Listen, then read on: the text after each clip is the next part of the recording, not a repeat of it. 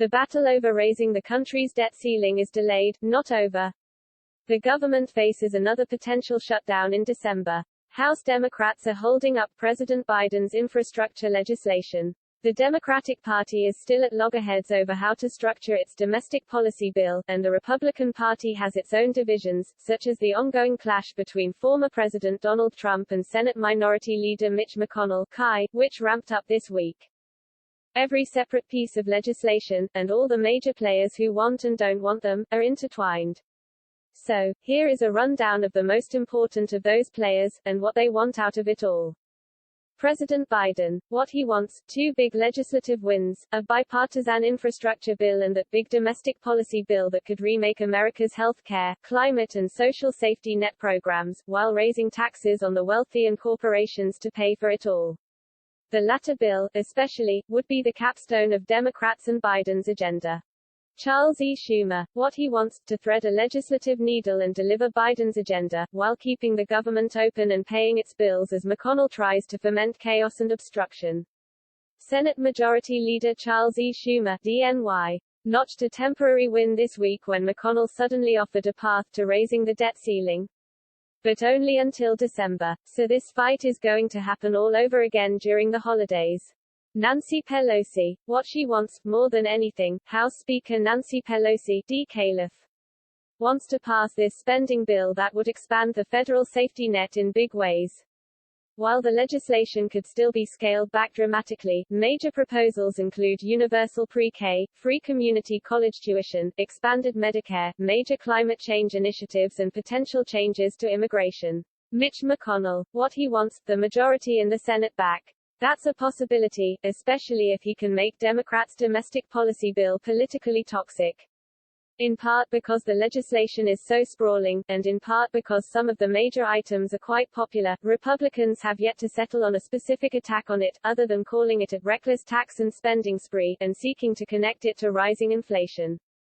Donald Trump. What he wants: possibly to be president again. But more immediately, he wants Republicans to gum up Congress even more, and to push McConnell, whom he sees as a traitor for not supporting his bid to overturn the 2020 election results, out of Senate leadership. Trump specifically blasted McConnell for offering Democrats an off-ramp to avoid financial catastrophe if the country defaulted on its loans because Congress didn't raise the debt ceiling. Looks like Mitch McConnell is folding to the Democrats, again, Trump said in a statement this week. He's got all of the cards with the debt ceiling, it's time to play the hand. Don't let them destroy our country. Joe Manchin 3. What he wants: to shrink Democrats' social safety net legislation to around $1.5 trillion. Negotiations are happening behind closed doors, but, in general, Senator Joe Manchin 3, DW, VA, wants the benefits focused on the young and the old, and targeted away from the wealthy and upper middle class. While he is open to taxing the wealthy and corporations to pay for it, he isn't willing to go as far as other Democrats. Senator Kyrsten Sinema, D. Arizona. What she wants: first, for the House to pass the infrastructure bill. She helped negotiate that in the Senate, where 19 Republicans voted for it. But House liberals have held up that bill in their chamber to try to get Sinema and Manchin to agree on a framework for the social spending bill. And like Manchin, she wants Democrats' separate domestic policy legislation to cost much less. But she's been much quieter about what she could support, frustrating liberals who say they can't negotiate with a moving target, or no target at all. Representative Pramila Jayapal, D. Wash, Senator Bernie Sanders, IVT, and the liberal wing of the party.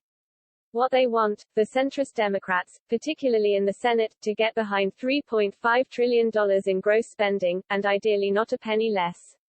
As the head of about a 100-member-strong Congressional Progressive Caucus, Jayapal speaks for a group that is increasingly willing to use its votes as leverage. To get what they want, the CPC has taken the bipartisan infrastructure bill hostage. Representative Josh Gottheimer, NJ, and House Democrats' centrist wing.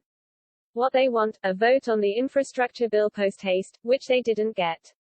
Gottheimer and other centrists in the House are frustrated that the Democratic-controlled upper chamber is all that so far blocks this bill from becoming law, and their bid to set a September 30 deadline for its passage fizzled when liberals revolted.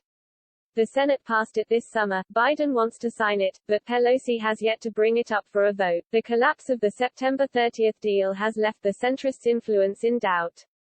Gottheimer blamed liberals for indulging in Freedom Caucus-like tactics, referencing the hard-right GOP bloc that has bedeviled House Republican leadership. But the centrists themselves used their leverage to force the September 30 deadline, and it took a Capitol Hill visit from Biden himself to make clear, the infrastructure and reconciliation bills would have to move forward in tandem. The centrists, however, have yet to walk away. They, too, have an interest in passing a reconciliation bill. Gottheimer, for instance, is pushing for a restoration of the state and local tax deduction, also known as SALT, a provision that could save some of his constituents thousands of dollars a year.